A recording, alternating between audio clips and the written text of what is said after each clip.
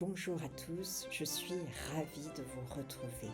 Aujourd'hui, je vous propose une nouvelle vidéo sur les évaluations nationales.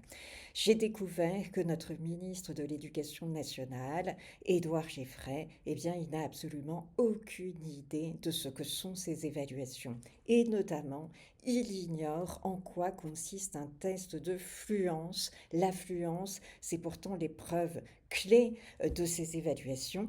Je vous propose de l'écouter au micro de BFM et ensuite on fait le point ensemble. À l'école, globalement, ça progresse. Et il y a un point qui est très intéressant, c'est ce qu'on appelle la fluence, c'est-à-dire la capacité à lire un texte, vous savez, Oui. avec le ton, l'ayant compris, tout ça. Je vous propose de réécouter au ralenti parce que ça vaut vraiment la peine. À lire un texte, vous savez, Oui. avec le ton, l'ayant compris, tout ça. Vous avez bien entendu, le test de fluence, selon le ministre, c'est un test qui permet de s'assurer que l'enfant a bien lu avec le ton et tout ça.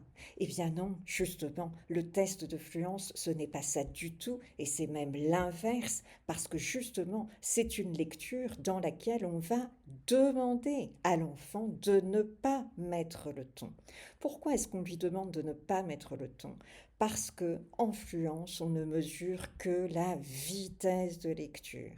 Alors je vous propose de jeter un petit coup d'œil au texte officiel du ministère de l'Éducation nationale, petit texte qui nous dit bien l'affluence de l'élève est mesurée par sa vitesse de lecture à voix haute et par sa précision, nombre d'erreurs, à savoir donc s'il lit bien tous les mots et s'il les lit correctement. Mais le test, c'est celui de la vitesse, c'est-à-dire qu'on déclenche un chronomètre, 1 minute, et on regarde combien de mots l'élève a pu lire en 1 minute.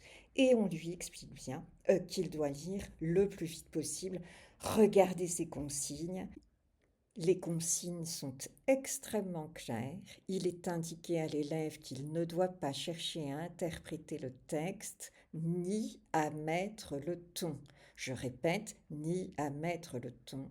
C'est exactement le contraire de ce qu'indique M. Geffray à la télévision. J'espère que cette vidéo vous aura plu. N'hésitez pas à la partager et à très bientôt sur cette chaîne.